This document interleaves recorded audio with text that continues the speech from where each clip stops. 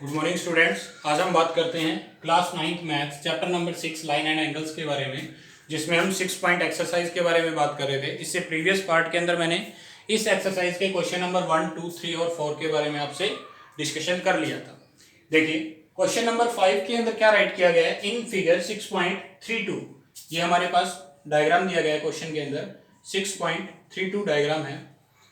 कहता है कि if A B is parallel to C D, अगर ए बी किसके पैरेलल है सी डी के, तो ए पी क्यू एंगल कितना है, ये एंगल 50 डिग्री दिया हुआ है, और पी आर डी ये एंगल क्या है 127। Find the value of X and Y, X और वाई वैल्यू, एक्स और वाई एंगल्स की वैल्यू हमें फाइंड आउट करनी। अब कैसे किया जाए, देखिए इस एंगल, इस डायग्राम को मैंने इस तरीके से डिवाइड कर दिया, देखिए आ गया, जिसमें क्या है ए बी पी और ये मेरे पास क्यू है और सी और ये मेरे पास डी। कोई दिक्कत नहीं है, कोई दिक्कत नहीं। अगर ये एंगल एक्स है तो ये एंगल भी 50 है, तो ये 50 है। कौन से एंगल बनेंगे, एक्स और 50 में क्या रिलेशन बनेगा, बन सकता है कोई रिलेशन। यस, ए बी पैरेलल है किसके, सी डी के। पी क्यू क्या है, ट्रांसवर्सल। तो ये दोनों, एक लेफ्ट साइड में दूसरा राइट साइड में है, तो और इंटीरियर के अंदर है, तो अल्टरनेट इंटीरियर एंगल। और वैसे भी किसकी शेप बन रही है, जेड की शेप बन रही है, या तो यहाँ कौन सा एंगल बनेगा, अल्टरनेट इंटीरियर एंगल। तो एक्स तो निकल गया सर 50 डिग्री। अब दूसरी बात, वाई की बात करते हैं, ठीक है। तो ये क्या था, ए बी सी डी, और यहां क्या था पी से आर, ये। अब ये पूरा एंगल कितना दिया गया है 127। यहां तक बात समझ आ गई। अगर ये 127 है तो अल्टरनेट इंटीरियर एंगल के ब्याह पे ये पूरा एंगल भी तो क्या होगा सर 127 होगा। तो इस पूरे एंगल में हमें कितना एंगल दिया गया है, इस लाइन तक आके लेके आना है, इस एंगल से यहां तक लेके आना। देख लीजिए आप, ए से, ए वाली लाइन से पी लाइन से, ए वाली लाइन से पी लाइन तक पूरा एंगल बनेगा। तो इसके बीच में तो ऐसे एक लाइन ड्रॉ की है जिसपे दो एंगल बन रहे हैं, एक 50 एंगल है अंदर और एक क्या है वाई। तो कहेंगे कि 50 प्लस वाई को क्या लिख सकते हैं, 50 plus Y is equal to 127। Reason, इसमें भी अल्टरनेट इंटीरियर एंगल, बिकॉज दो पैरेलल लाइन एक ट्रांसफर है, तो अल्टरनेट इंटीरियर एंगल क्या होंगे, इक्वल होंगे। तो इन्हीं दोनों के कॉन्सेप्ट से क्वेश्चन हो जाएगा। राइट कैसे करेंगे, देखिए सॉल्यूशन में क्या लिखेंगे इसके बारे में। अगर ए बी पैरेलल है, फर्स्ट सिचुएशन मैंने ये ली कि A B is parallel to C D. अगर ए बी पैरेलल है सी डी के, तो पी क्यू क्या बन जाता है सर, ट्रांसवर्सल बन जाता है। ये मेरे लिए ट्रांसवर्सल बन गया। तो ट्रांसवर्सल है तो एक्स की वैल्यू क्या होगी 50 डिग्री हो जाएगी sir, because alternate interior angle से। यहां तक बात समझ आ गई सर, एक्स की वैल्यू होगी। अब बात करते हैं किसकी, y के लिए। तो y के लिए मैंने दूसरा डायग्राम, इस डायग्राम को ब्रेक ही किया है एक्चुअल में, इस साइड से और इस साइड से, दोनों को बीच में से कट कर दिया। तो अब इसके अंदर देखिए, क्या ये जो एंगल है 127, सेम वही कंडीशन लिखेंगे कि A B is parallel to C D, तो P से R क्या बन सकता है, ट्रांसवर्सल बन सकता है सर मेरे लिए। अगर ये ट्रांसवर्सल है तो मैं कहूंगा कि ये अगर पूरा एंगल 127 है तो ये पूरा भी क्या हो जाएगा 127। ये 127 है तो ये क्या हो जाएगा 50। इसके अंदर कितने एंगल बन रहे हैं, दो एंगल बन रहे हैं, कौन कौन सा 50 और y। तो हम क्या लिखेंगे 50 plus Y is equal to 127 degree, due to alternate interior angles की वजह से। ये 127 तो ये भी 127। अब y की वैल्यू क्या आ जाएगी 127 minus 50 degree. Got it, solve कर दीजिए बस इसको।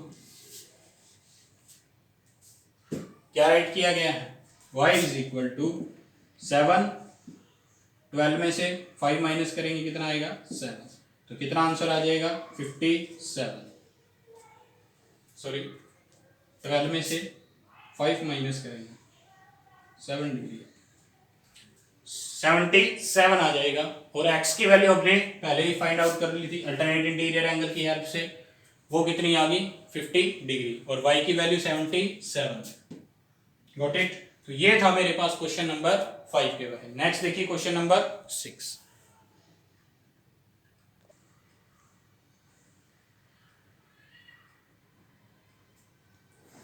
देखिए नेक्स्ट क्वेश्चन में क्या है, क्वेश्चन नंबर 6। स्टेटमेंट वैसे दिखने में बड़ी है, एक्चुअल में छोटा सा लॉजिक है इसके अंदर, कोई अलग नहीं है, थोड़ा सा क्वेश्चन दे दिया। क्या कहता है कि इन फिगर 6.33, ये मेरे पास फिगर बताया गया है 6.33। क्या कहता है इस फिगर में, कहता है P Q and R S two mirror हैं, ये दोनों मिरर्स दिए गए हैं, P Q and R S are placed, two mirrors are placed parallel to each other, इनको प्लेस किया गया है एक दूसरे के पैरेलल के अंदर, ठीक है बात, पी क्यू लाइंस है वो पैरेलल है आर एस की। एन इंसिडेंट रे, अब इसके ऊपर एक रे इंसिडेंट की जाती है, वो रे क्या है, A B, strike the mirror P Q. अब ये जो रे है वो किससे टकराती है, पी क्यू मिरर से टकराती है, A B ray incident ray का काम करेगी किसके लिए, पी क्यू, और एट किस पॉइंट पे टकरा रही है, जाके बी पॉइंट पे। देन ये रिफ्लेक्ट, फिर ये यहां से रिफ्लेक्ट हो जाती है, then the reflected ray moves along the path BC, किस रास्ते पर चलती है ये, बीसी रास्ते पे। एंड स्ट्राइक, अब इस मिरर के लिए ये तो क्या होगी, इंसिडेंट, क्योंकि ये यहां से रिफ्लेक्ट होगी इस पे आएगी, तो आर एस मिरर के लिए तो इंसिडेंट होगी, और पी क्यू मिरर के लिए जो बीसी वाली रे है ये क्या है, रिफ्लेक्टेड रे। अब स्ट्राइक दी आर एस, और आर एस पर जाके टकराती है, किस पॉइंट पे टकराएगी, सी पॉइंट पे। अगेन रिफ्लेक्ट, और वापस यहां से क्या हो जाएगी, रिफ्लेक्ट हो जाएगी back along the CD path, किस पाथ के अंदर, सीडी पाथ। तो प्रूफ कीजिए कि ए बी लाइन जो है, अब ये वाली जो लाइन है दो हैं, ये पैरेलल प्रूफ करनी है, और पैरेलल प्रूफ करने के लिए हमारे पास कोई भी दो लाइंस पैरेलल प्रूफ करनी है तो तीन ही कॉन्सेप्ट लगाने हैं। कौन कौन से तीन कॉन्सेप्ट होते हैं, सबसे पहले उनके अल्टरनेट इंटीरियर एंगल्स इक्वल हो सकते हैं, तो हम उन दोनों लाइंस को क्या बोल सकते हैं, पैरेलल। कॉरस्पॉन्डिंग एंगल इक्वल हो जाए तो हम उनको पैरेलल बोल सकते हैं, या इन दोनों का जो ट्रांसवर्सल के सेम साइड्स एंगल बने उनका सम क्या आ जाए, 180 डिग्री, तो को इंटीरियर एंगल के कॉन्सेप्ट से भी कह सकते हैं। तो कहीं ना कहीं मुझे ये दोनों एंगल जो हैं ये क्या शो करने हैं, इक्वल शो करने हैं। अगर ये दोनों इक्वल आ जाएंगे तो मैं ये कहूंगा कि ए बी लाइन और C D line, A B और सी डी दो लाइंस थी जिनको एक ट्रांसवर्सल कट कर रही थी, इंटरसेक्ट कर रही थी, बीसी लाइन अगर उनको इंटरसेक्ट कर रही थी, बट उन पर बनने वाले अल्टरनेट इंटीरियर एंगल्स क्या थे, इक्वल थे। तो ये अगर अल्टरनेट इंटीरियर एंगल जैसे तैसे मैं इनको इक्वल शो कर देता हूं तो ये क्या हो जाएंगे, दोनों लाइंस ए बी और सी डी पैरेलल। तो मेरा मेन काम यहाँ क्या है, इस एंगल को और इस एंगल को इक्वल शो करना है, ठीक है। तो इसके लिए देखिए कैसे करेंगे क्वेश्चन को। तो पहले तो बात क्या है, ये प्रूफ वाला क्वेश्चन है, तो प्रूफ के अंदर तीन स्टेप लिखते हैं। कैसे लिखेंगे, गिवन क्या है क्वेश्चन के अंदर, क्वेश्चन में आप गिवन लिख सकते हो कि P Q and R S are the parallel to each other. हमें ये गिवन है कि पी क्यू आर एस के क्या है, पैरेलल। शॉर्ट में लिख लेते हैं क्योंकि स्टेटमेंट तो बहुत बड़ी है इसकी। दूसरा क्या है, ए बी और बी सी और सी डी, ये क्या है, रे बताई गई हैं, कोई इंसिडेंट रे है, कोई रिफ्लेक्टेड रे है, इस तरीके से, ठीक है। और क्या है मेरे पास, बस इसके अलावा कुछ नहीं दिया हुआ। प्रूफ दैट, प्रूफ क्या करना है, प्रूफ तो आपको लिखा गया लास्ट लाइन में। क्या प्रूफ करना है कि ए बी को पैरेलल शो करना है सी डी के। तो ए बी को पैरेलल शो करने के लिए, इसके लिए ये जो इंटीरियर एंगल है इन दोनों को इक्वल लेके आना है, ये मेरा काम, मैंने ये करना है। अगर मैं इस रिजल्ट तक पहुंच जाता हूं तो अपने आप ही कन्वर्स पार्ट से हो जाएगा, converse part of alternate interior angles के। अब प्रूफ, क्वेश्चन का एक्चुअल प्रमाण क्या है, प्रूफ क्या है, वो स्टार्ट करते हैं। देखिए इससे पहले मुझे इस क्वेश्चन के अंदर थोड़ी सी कंस्ट्रक्शन करनी पड़ेगी अपनी तरफ से। क्या कंस्ट्रक्शन करूंगा मैं, कि वी ड्रॉ परपेंडिकुलर। मैंने कंस्ट्रक्शन की इसके अंदर, कंस्ट्रक्शन में क्या किया मैंने, कुछ परपेंडिकुलर ड्रॉ किए, कोई दो परपेंडिकुलर ड्रॉ किए। इसके अंदर थोड़ा सा साइंस का कॉन्सेप्ट लगता है कि जैसे आप 8th क्लास में पढ़ते हो कि इंसिडेंट रे और रिफ्लेक्टेड रे जो होती हैं उनके बीच में एक नॉर्मल लाई करता है, जो नॉर्मल होता है वो इस पॉइंट पे हमेशा परपेंडिकुलर होता है, तो इसलिए मुझे इसके अंदर परपेंडिकुलर ड्रॉ करनी पड़ेगी। तो मैंने एक परपेंडिकुलर ड्रॉ कर लिया बी से एम, ठीक है, बी से एम, और एक इसके ऊपर परपेंडिकुलर ड्रॉ कर लिया इस तरीके से, इस पॉइंट से, तो इसका नाम मैंने क्या दे दिया, सी से एन। व्हाट इट, मैंने दो परपेंडिकुलर ड्रॉ किए जिसका नाम, एक का नाम बी से एम है और दूसरे का नाम सी से एन है। तो ये कंस्ट्रक्शन में मैंने लिखा कि B M is perpendicular to, अब बी एम किसके ऊपर परपेंडिकुलर है, पी क्यू मिरर के ऊपर परपेंडिकुलर है। दूसरी बात कि सी एन किसके ऊपर परपेंडिकुलर है, आर एस मिरर के ऊपर। ये मैंने दो कंस्ट्रक्शन किए अपनी तरफ से, ठीक है। ऐसा क्यों किया, क्योंकि आप 8th क्लास में पढ़ते हो इंसिडेंट रे जो होती है और रिफ्लेक्टेड रे जो होती है, इनके बीच में एक नॉर्मल होता है। तो ये जो नॉर्मल होता है वो इनके साथ पूरे इस बेस लाइन के साथ कितने डिग्री का एंगल बनाता है, 90 डिग्री का। तो नॉर्मल का मतलब क्या आता है, जो 90 डिग्री का एंगल बनाए। तो सेम उसी चीज का, उसी कॉन्सेप्ट का यूज करते हुए मैंने यहाँ इन दोनों के बीच में क्या ड्रॉ कर दिए, परपेंडिकुलर। अब देखिए मैंने एक बात लिखी कि बी एम जो परपेंडिकुलर आया है पैरेलल है किसके, सी एम के। ऐसा क्यों, ये बात पड़ी है कि जब भी कोई दो लाइन पैरेलल होती हैं और उनके अंदर परपेंडिकुलर ड्रॉ किया जाता है, उनके ऊपर परपेंडिकुलर ड्रॉ किया जाता है, तो जो उनके परपेंडिकुलर आएंगे वो भी क्या होंगे, पैरेलल। क्यों, क्योंकि दोनों पैरेलल लाइंस के बीच में ड्रॉ किए गए। अगर कोई दो पैरेलल लाइंस, हमें पता था कि पी क्यू पैरेलल है किसके, आर एस के। अगर पी क्यू आर एस के पैरेलल है तो बी एम और सी एम क्या है, इन दो पैरेलल लाइंस के परपेंडिकुलर है। तो जो दो पैरेलल लाइंस के परपेंडिकुलर ड्रॉ करेंगे वो भी क्या हो जाएंगे, पैरेलल। तो क्या लिखेंगे रीजन के लिए, because perpendicular on parallel lines are parallel. इसका मतलब क्या हो गया कि इसका मतलब ये हुआ कि पैरेलल लाइंस के जो परपेंडिकुलर, पैरेलल लाइंस के ऊपर जो परपेंडिकुलर होते हैं वो भी क्या होंगे, parallel. Perpendicular on parallel lines are parallel, ये बात मैंने लिखी यहां से। तो इसको लेके चलते आगे। देखिए इसको सपोज कर लिया हम यहाँ, ये दो एंगल में डिवाइड हो गया, ये एंगल 1 हो गया, ये एंगल 2 हो गया, ये एंगल 3 हो गया और ये एंगल 4 हो गया। Got it. अब हम ये कहते हैं कि एंगल 1 और 2, मतलब पूरा एंगल हमें शो करना है, 1 + 2 और 3 + 4 को इक्वल शो करना है। क्या 1 और 2 दोनों इक्वल होते हैं, एंगल 1 इज इक्वल टू 2 और angle 3 is equal to angle 4। ऐसा क्यों लिखा, आपने पढ़ा होगा कोई इंसिडेंट रे हमेशा किसके इक्वल होती है, इंसिडेंट रे का जो एंगल होगा, लॉ ऑफ रिफ्लेक्शन पढ़ा होगा आपने 8th क्लास के अंदर साइंस के अंदर। लॉ ऑफ रिफ्लेक्शन देख लीजिए, लॉ ऑफ रिफ्लेक्शन में क्या होता है, जो आई एंगल होता है वो आर के इक्वल होता है। कहने का मतलब इंसिडेंट एंगल किसके इक्वल होता है, रिफ्लेक्टेड एंगल के इक्वल होता है। तो हमारे लिए क्या ये एंगल इंसिडेंट एंगल हो गया 1 और ये एंगल क्या हो गया, रिफ्लेक्टेड एंगल हो गया। मतलब इसी ए बी रे यहां से इंसिडेंट कर रही है किस एंगल के साथ, ये एंगल 1 के साथ, और रिफ्लेक्ट किस एंगल के साथ हो रहा है, एंगल 2 के साथ। नॉर्मल पे डिसाइड होता है इंसिडेंट रे, इंसिडेंट एंगल और कौन सा, रिफ्लेक्टेड एंगल। तो 1 एंगल किसके इक्वल आ गया, 2 के, और 3 एंगल किसके इक्वल आ गया, 4 के। रीजन क्या लिखा, law of reflection, law of reflection. Got it. ये मैंने लिख दिया कि यहाँ इंसिडेंट एंगल और रिफ्लेक्टेड एंगल क्या होते हैं, इक्वल होते हैं। तो 1 किसके इक्वल हो गया, 2 के, और 3 किसके इक्वल हो गया, 4 के। इसको मैंने इक्वेशन नंबर लेट कर लिया इन दोनों को। आगे चलिए, अब क्या कहते हैं, 1 2 के इक्वल है, 3 4 के इक्वल है। यहां तक मुझे बात समझ आई। और ऊपर से क्या है कि बी एम और सी एम दोनों क्या है, पैरेलल। अगर हम देखें बी से एम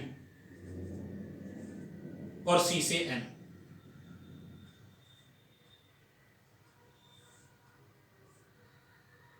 सी से एम, अगर ये दोनों लाइन पैरेलल हैं, ठीक है, और ये क्या इसके अंदर ये ट्रांसवर्सल का काम करेगा। अगर ये ट्रांसवर्सल, ये दोनों लाइंस पैरेलल हैं और ये जेड, क्या जेड की शेप बन रही है, देखिए अगर जेड है तो कहीं ना कहीं इसके अंदर अल्टरनेट एंगल बनेगा, बिल्कुल बनेगा सर। अगर ये एंगल अल्टरनेट बनेगा तो ये एंगल क्या है, 2, और ये एंगल कितना है, 3। तो क्या 2 एंगल 3 के इक्वल आप कह सकते हो, बिकॉज जेड की शेप बन रही है। या ये कह सकते हैं दो पैरेलल लाइन है और बीसी क्या है, ट्रांसवर्सल लाइन। तो हम क्या लिखेंगे, P Q is parallel to R S और बीसी क्या है, ट्रांसवर्सल। अगर ये ट्रांसवर्सल है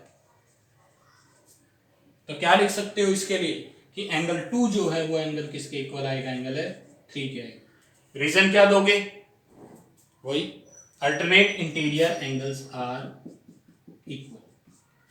अल्टरनेट इंटीरियर एंगल क्या होते हैं, इक्वल होते हैं। तो इसे मैंने क्या सपोज कर लिया, equation number 2।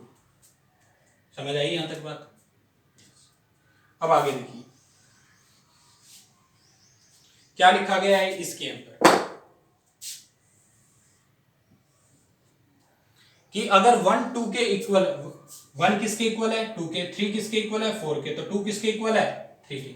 From equation 1 and 2 को मिला के देखिए एक बार, 1 और 2 को अगर हम देखते हैं इक्वेशन को, देन वी गेट, हमें क्या ऑब्टेन होगा, 1 2 के इक्वल है 1 के, इक्वेशन 1 के हिसाब से, और 2 किसके इक्वल है 3 के, और 3 किसके इक्वल है 4 के। तो हमारे पास 1 किसके इक्वल आ गया 2 के। अभी आपने कहा कि 2 किसके इक्वल है 3 के, 3 के हो गया, और 3 किसके इक्वल है 4 के। क्या चारों एंगल आपस में इक्वल हो जाते हैं? यस। तो यहां से ये बात कंक्लूजन निकल के आया, ये चारों एंगल आपस में क्या है इक्वल। अब मुझे क्या लिखना है कि ये पूरा angle a plus B, 1 plus 2 और 3 प्लस 4 क्या होगा इक्वल। जब चारों एंगल इक्वल है तो दो का सम भी क्या हो जाएगा इक्वल। तो मैं इजीली राइट कर सकता हूं angle 1 plus 2 is equal to 3 plus 4। जब चारों एंगल इक्वल है, सपोज कीजिए ये पूरा एंगल ये 25 डिग्री के हैं चारों एंगल, अगर चारों एंगल 25 के हैं तो 1 प्लस 2 कितना हो जाएगा 25 प्लस 25 50 डिग्री। ये एंगल भी कितना हो जाएगा 25 प्लस 25 50 डिग्री। तो इन दोनों का सम भी क्या हो जाएगा, अगर चारों एंगल इक्वल है तो दो का सम भी क्या हो जाएगा इक्वल आ जाएगा। यस, तो 1 प्लस 2 और 3 प्लस 4 हो गया इक्वल। अब हम ये कह सकते हैं इस 1 प्लस 2 का नाम बताइए क्या है, A B C, angle A B C लिख दिया मैंने। दूसरा इसका नाम बी सी डी लिख दिया मैंने, बी सी डी लिख दिया मैंने। तो क्या मुझे इस क्वेश्चन को करने के लिए इसी कंक्लूजन पर पहुंचना था? यस, इसी कंक्लूजन पर पहुंचना था कि मुझे ये एंगल इक्वल करने थे। कौन कौन सा, ए बी सी, ये वाला एंगल और ये वाला एंगल दोनों इक्वल प्रूफ करने थे, मैंने कर दिए। अब ये दोनों एंगल क्या हैं, अल्टरनेट एंगल्स हैं। अगर मेरे पास ए बी और सी डी दो लाइंस हैं जिनको बीसी क्या करती है, इंटरसेक्ट करती है, जो क्या है ट्रांसवर्सल लाइन। अगर ये ट्रांसवर्सल लाइन इन दो लाइंस को इंटरसेक्ट करे और उस पे बनने वाले जो एंगल हैं कौन से, अल्टरनेट इंटीरियर एंगल्स क्या हो इक्वल हो, तो ये दोनों लाइंस क्या हो जाएंगी पैरेलल हो जाएंगी। तो A B is equal to, तो हम क्या लिखेंगे, they are alternate interior angles formed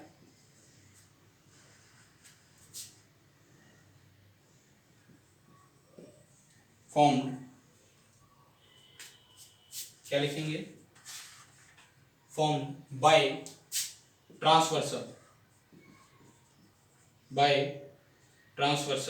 एक ट्रांसवर्सल लाइन क्या है BC, किसके साथ, विद किसके साथ बन रहे हैं ये दोनों angle, AB and CD, with AB and CD, AB और CD लाइन के साथ, एंड दे आर इक्वल, और साथ में ये क्या है आर इक्वल, ये दोनों एंगल क्या हैं इक्वल भी है।